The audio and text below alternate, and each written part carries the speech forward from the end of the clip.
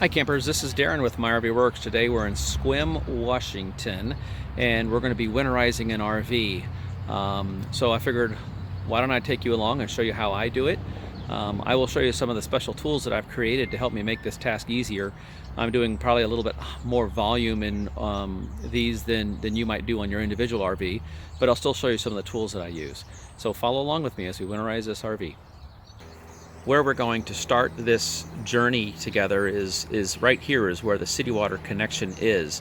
Now I'm going to show you a tool that I've created. It's right down here. I'm going to always, when I winterize an RV, I'm going to become that water, and I'm going to run the water through the system the way it would have run had you been hooked up to the city water. They do have some aftermarket kits, and some new RVs come with it, where you can connect your well, it's a hose that attaches off of your water pump, and then there's a valve that you turn, and you can take your jug of winterization fluid and connect it right there, and that's fine. And we'll probably get into that later on in this video. I'm not sure if this RV has that feature on it or not, but I'll show you where it would connect if it did, and those are great. Where I also winterize the pump. What I do is I start here at this point where this water comes in, because if you only start at your pump, then you're missing the section from the city water fill to where the pump location is, and there's water at that location. There's a check valve on the other side of this valve, so any water that's in the RV already from the city water fill, it's going to be there, and that could freeze. So what we're going to do is we're going to start our winterization at this point, and then when we work our way into the pump, we're going to also do it there as well. Okay, so I'm going to show you some of the tools that I've created that helps me do this. Don't expect you to go in and make this investment in it, but I will show you what I do. And if you do find that you're going to be doing a lot of winterizations, then these tools might help. So I'll show you those next. So when I winterize a coach, I don't know if that coach is going to have, well, of course it's going to be your standard with your toilet, your sinks, and your showers, things like that. Don't forget your outside shower. We'll get into all that. But some RVs have washing machines. Some of them have dishwashers, ice makers, a plethora of different things that use water. And so I work by myself mostly. So what I started with was I got one of these large, I don't know who makes these things, just got them at a hardware store, big hefty. The thing I like about this one is it's got this gasket right here. So I can close that up and I can leave some RV antifreeze in there and it'll stay. That, you know, so that's about 2.5 gallons of antifreeze in this one container. And I like doing that so I don't have to just, I'm winterizing and all of a sudden I start sucking air because I sucked a jug out. So I can put, your average RV is going to take about 2 to 2.5, sometimes 3 gallons of the fluid, of the antifreeze. So I just pour it all in this one container, and then, so that's the first thing. And then down in here, there's a glare, but you see I've kind of created my own little, it goes in there and then it points down, so I'm sucking it towards the bottom. I might even prop a block of wood or something to angle that. And then here on the outside, I've created one of these quick connect hose things. I got my spirally hose, and then I'm going to go into a standard RV water pump, so I've created my own pump. Now the way I've connected it is I've got a jump box right there, and I can connect my jump box directly to my pump, but that's going to make it run all the time. And so what I've come up with is one of these little 12 volt, I don't know if there's a part number, just go online, look for a remote control 12 volt controller. In the automotive section, a lot of guys might use this to run their lights in their trailer from their cab of their truck. And so what that comes with, if I can find it here, is, well, here it is. It's a remote control. Okay, so I can start and stop my pump. Here we go. I'm going to start it, and I'm going to stop it. So I can start and stop my pump from anywhere when I'm doing my RV because it's remote control. So that's kind of handy. So a full bath of RV antifreeze, quick connect right there, standard pump, a remote control device, a battery supply pump, and then the hose just goes right up to my city water fill right there. One extra tool that I use is one of these, it tells me how many gallons I've used, because if I'm going to be doing this, if I'm going to be marketing this service, I want to make sure I know how many gallons of antifreeze I've used to sell them, you know, so much per gallon, etc. Now, when you're going to winterize your RV, you're going to start by dumping your black tanks. Here is the fresh water, so that you need to drain that. Make sure that your black tank and your gray tanks are emptied. So there's that. Now the next thing we're going to do is we're going to flush our water heater. We're going to drain our water heater and bypass our water heater. So at this point we're going to actually start getting into the winterization now that I've explained a little bit about my philosophy on these things and some of the tools that I use. So here we go. Now in draining the water heater, we're going to want to bypass the water heater. And the purpose for bypassing the water heater when you're winterizing is, let's say this is a 10-gallon water heater. Well, we don't need to put 10 gallons of RV antifreeze in the tank, our water heater tank. So we're going to bypass that, and then we'll go drain that tank. Okay, so different manufacturers configure the back of their tanks differently. This manufacturer just has one valve. It's down there. Some of them have one valve that shuts off the cold, one valve that shuts off the warm, and then there'll be one here in the middle. So gain access to the rear of your water heater, and look how they did that. Also, some manufacturers might even have a convenience valve in like your wet bay or something where it might say water heater bypass. So look for all those things, but the point is bypass your water heater. So what I'm going to do is I'm going to open up that valve, or close that valve right there, to bypass this whole system here. When you bypass your water heater, it's critically important that you turn it off, because we're going to drain this water heater and you will do terrible damage to it if you run your water heater with no water in it. So this is going to be the switch for the LP side, and there's going to be a switch outside on the water heater that will flip for the electric side. Another thing we're going to do is we're going to turn the breaker off to the water heater for the AC side. So just to ensure that the water heater does not get turned on electricity, we've found the breaker, we've turned the breaker off, and so now we'll actually go drain the water heater. This water heater is a Suburban. So a Suburban water heater has an anode rod, but down here on the bottom is your drain plug. So we've bypassed our water heater. We've ensured that the water heater is turned off. On your Suburban, you also have an on-off switch down here on the corner, and I can leave this on, and we just know that we've turned the breaker off. Make sense? So now we're going to pull this plug out, and we're going to take out this long anode rod. While we're doing that, we'll inspect the anode rod and let all the water drain out of the water heater. When you pull your plug, you're going to want to lift up that little lever to let water, or let air in the tank, so that it helps flow out the backside. Makes it a little bit quicker. While you're draining your water heater is a good time where I like to look for the low point drains. RV manufacturers will put a plumbing fitting on the outside of the RV, which is technically the lowest point of your plumbing system. So you'll find two of them. Usually they're together. Not always, but 90% of the time, the low point drains are together. Now here we found them. Turns out it's directly under the water heater, but I've got the one's red, one's blue. So red will be my low point for my hot line, and blue will be the low point for my blue line. And what we're going to do is we're going to crack those a little bit, let the water drain out, and then we're going to seal them back up again. And I'm going to show you why we're going to do that in a second. So I just want to get all the water out as we can, and then we'll close them back up. Where we're at now is before I start running the RV antifreeze through all the lines, I want to verify a couple things. I want to make sure there's no ice maker. Okay, we could also look on the back of the refrigerator, but if there was one here, I want to make sure there's no washer and dryer, which I've confirmed.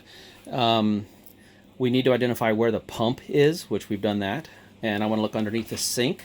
I want to make sure that there's no inline water pump. Sometimes you'll have a water filter underneath your sink. You need to make sure that's not there, because you do not want to run the RV antifreeze through these filters. It'll ruin them. It turns out we got really lucky on this RV job with the water pump being easily accessible in the hatch. Here's a whole house water filter. So we unscrew that, and we've taken out the filter, and then we've screwed that back on. So when we run the fluid through, it'll fill that up, that canister up, but we won't have a filter in it there. Now, I want to show you something. Here's the water pump, okay? And if I pan out a little bit, not trip, way back here is where the city fill gets. So in the very beginning, what I was talking about is there are kits that you can install directly on your water pump. And those are great. If you were to have put one on your water pump, using the water pump as the siphoning device to suck the juice out of the containers over there somewhere, well then the length of pipe from the pump all the way to the back there, you're not getting any RV antifreeze in that pipe there. So that's why I want to show you this method. And while we're talking about the pumps, let me show you the kit that you would install on that. So here we have our standard RV water pump. And if you look carefully, you'll see arrows on them. I don't know if you can see that, it's dark. But this is coming in, and this side here is going out. Make sense? Now, what these winterization kits will do is you will loosen this, move this over, and that kit goes right in line. And it has a valve on it. So this line goes to your water tank underneath in your underbelly. And the valve that you add on has a valve where the water's either going to come from here or it's going to come from your little hose. And there's these little, usually they're clear, little clear hose, 3 feet long, sometimes 2 feet long. That hose will go into your jug, if you will, okay? Because the pump will self-prime, you will be bypassing the freshwater fill from your tank, and you're going to be using the pump to siphon the RV antifreeze out of your RV jug, your winterization jug. So it will then siphon through this pump and then work its way into the system this way. You would still need to use your switch on the inside that turns your water pump on and off. Another thing you could do is just kind of plug this in and unplug it as you need to turn it on and off. But the better way to do it would be to go up and hit your pump switch. Okay? So at this point, we've identified, I'm familiar enough with this coach to go ahead and start running the RV antifreeze through it. I've checked for ice makers, I've checked for dishwashers, I've checked for washing machines, I've checked for filters under the sink. Here we have a filter here that we've removed, and we've also done a quick drain of our low points for hot and cold. We are draining our fresh water. We have bypassed our water heater, and we have drained our water heater. So at this point, I believe it's safe to introduce the RV antifreeze into the system. We'll do that next. Now that I'm ready to introduce RV antifreeze into the system, I'm going to press my on button and I'm going to turn my pump on just like that. Now I want to run the pump until it shuts up. And I'm going to do that, you see it vibrating there, I'm going to do that because then I know that the whole system is pressurized, and that's a condition I want this in. My pump is on, it's not running, therefore my system is pressurized. So now that I have it on this point, I'm very linear. The first thing I'm going to do is I'm going to go to my low point drains. I'm going to do one at a time. So let's go there next. So here I have I'm going to be doing my hot. Okay, so I want this to run until it comes out pink. Now that's coming out pink, so I'm going to go ahead and tighten the red line. Okay, and now I'm going to open up my blue line, and I'm going to run this till it comes out pink. It's not necessary to take the whole thing off, and there's different manufacturers use different types of fittings here. So that's coming out clear. I'm just going to keep running it until it comes out pink. Now my motor is running, my water pump that I have is running. It's starting to be a little bit pink, starting to get a little pink on me. Okay, I see it coming out pink, so I'm going to go ahead and shut this down. So now what I know is I have my pink RV antifreeze throughout my line all the way to the lowest point. I'm going to close those. I'm going to probably come back with some channel locks and grab it here and here and kind of make sure these are nice and tight. Okay, next I'm going to look for an outside shower. Walk the whole perimeter on the outside of the RV. It does not have an outside shower, but you'll notice how I approach this in a linear fashion. Outside first. Get everything prepped, but when I introduce RV antifreeze into the RV, I'm going to do my low point drains outside. I'm looking for my outside shower outside. I want to do all my outside stuff first. You don't have to do it that way, but it helps my brain make sure that I approach this in a linear fashion. So now I'm in the kitchen, and I'm going to do the cold side first. I'm going to run it until it comes out pink. Again, my pump is on, and if something bad should happen, I've got my remote control here to turn it off. So we're going to run that until it comes out pink. See, that's interesting. I wonder what happened. Oh, I know what happened. When I pulled my button out, it probably hit the stop button. So let me hit that again. There we go. Yeah, so I actually accidentally hit the stop button. And so now we've got some pink coming out. Now I'm going to stop this. Now underneath the sink, this is an important part. If you look, there's a P-trap right in here. And it's really important to get this antifreeze in that P-trap. And the way I do that, you see how under the sink you've got the two drains. They all go to a common P-trap. But I've already run, let me pan out. I've already run this side, and I've got the pink antifreeze through here. So now what I'll do is I'll move over here, and I'll do what was the hot, but it's now bypassed. So now that initial pink you got was what was left over just in the hose. So I'm going to run that until it comes out pink. Now that's running all the way through the hot side, the red lines, if you will, going through the bypass of the water heater. Now, haven't I just got pink stuff on this side of the sink, pink stuff on this side of the sink, pink stuff in any P-traps that are underneath there, and if our gray tank has already been drained, which it should have been, then I'm starting to introduce some pink stuff into our gray tank. Okay, so we are done here with the sink. That was pretty simple. Here we are in the bathroom. I'm going to run that. It's coming out clear. Keep hitting my stop button. There we go. So that's what I like about this thing. It's working this far away. So now we've got some pink coming out. I'm going to set it right there. We've got some pink coming out on the cold. Now, I don't mind letting it run a little bit because, again, I want to put some of this in my gray tank. And I'm going to do what was the hot. Okay. I want to make sure it's all going to come out pink. Therefore, I know that all of my water lines are nice and got the pink stuff. Next, we'll go over here into the shower.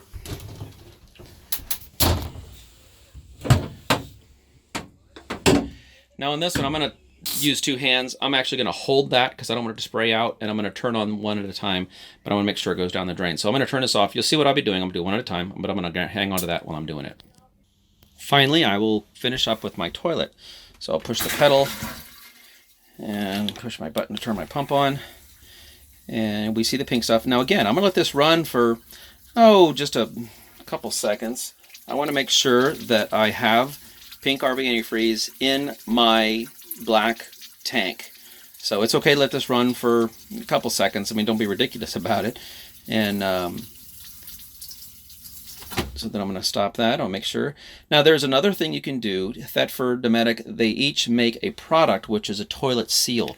So if your RV is going to be sitting for several months, then this would be a time to put some of that sealant in the toilet. That is something that I do when I winterize an RV. So I'll turn off my pump.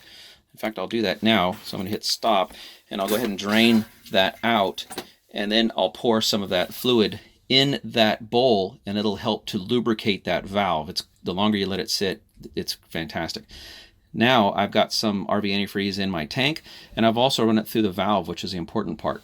Most of the calls we get in the springtime are for leaks, and it's mostly toilet valves. So folks that just use the air compressor to blow their lines out are kind of missing the critical part of the toilet valve. Even if you flush your toilet, there's still going to be some water that settles back in at that point, and we get a lot of calls in the spring for toilet valves.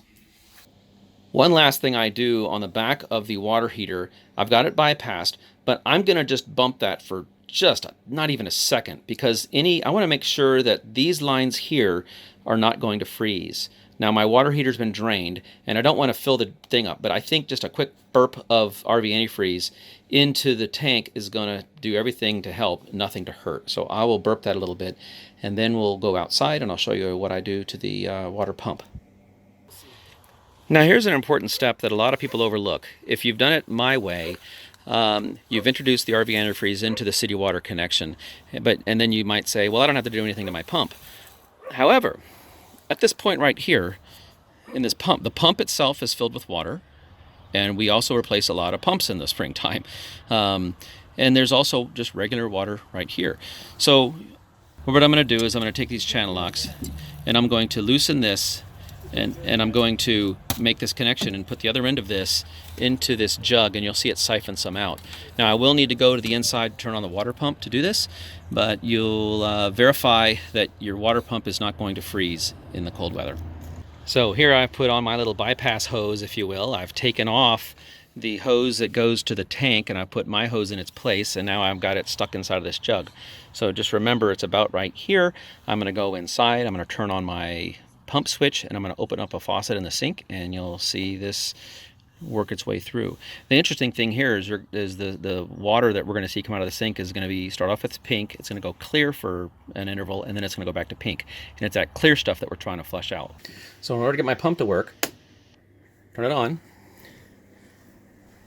Now here's the fun part. I'm going to turn on this faucet, pink. I hear my pump running. Pump is running, pump is running. A lot of times it's going to go clear. We want to make sure that we get the clear stuff out. So I guess what that means is the freshwater lines that we connected to must have gone very close to our water pump. We have done RVs where there's quite a bit of an interval between the water pump and the city water fill, and when I do this, it starts off pink, it'll go clear for gosh, many seconds, and then it'll go pink again. And I was hoping that this one would have done that for us, but it didn't.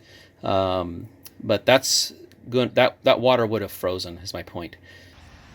I had mentioned earlier that this pump will self-siphon, and you see where it originally was up in here, and it's siphoned it, sucked itself down to here. So the pump will self-siphon. So at this point, we're going to take these off, reconnect everything, and then we'll go finish up on the water side, and then we'll reconnect our water heater. And I'll tell you why I do that next. So the next step that I will do on winterizing, I've verified that all my fittings are tight on my low point drains, and our freshwater tank is completed. It's draining, so we know that we're good there. You don't put any RV antifreeze in your freshwater tank. Now this has completed draining. The anode rod looks really good. We did a backflush on this for this customer not even 3 months ago, so the anode rod looks really good. We're going to put some Teflon tape on there, and we're actually going to button up this water heater. We're going to reinstall the anode rod as if we're going to fill the tank. Now we're not going to fill the tank. But we're going to go ahead and put the anode rod in. We've already turned our pump off. We've taken off all the pressure to the line, and the reason, and then so we're going to reconnect this anode rod back in here with a Teflon paste, and we're going to put our water heater back in normal mode. We're not going to leave it in bypass mode. The reason I do that is because when it's springtime and I want to go camping again, I don't want to have to go through putting my RV back in normal mode, my water heater. I've already got all my tools here. I use the tools to take this off, so let's use the same tools to put it back. I've already got the panel off to bypass my water heater, so let's leave the panel off, let's put it back. And so the water heater at this point, when I'm done with this, the water heater will be totally ready to be filled with water. At that point, when you are going to summarize your RV and get it ready to go camping, you just flood your system with, you connect it to your city water, run it through some fresh water, and just flush out all your lines and get all the pink stuff back out. And you don't have to worry about doing anything to the water heater because you've already got your tools out here and everything's reconnected. We're back here. We've made a complete circle. We've done all the outside, done the inside, bypassed the pump. Ran water through the pump, bypass the water heater is what I meant to say. And now let's look at our final. I've still got my pump on, so it's pressurized. And we've consumed about 2.3 gallons plus the little bit. So about 2.5 gallons to winterize this entire RV. Okay, well that's it. If you found value in this video and helping you understand a little bit more about winterizing your RV, thumb up the video, subscribe to our channel, like it, share it with friends. So from Sequim, Washington, this is Darren with My RV Works. And happy campers say My RV Works. See you down the road.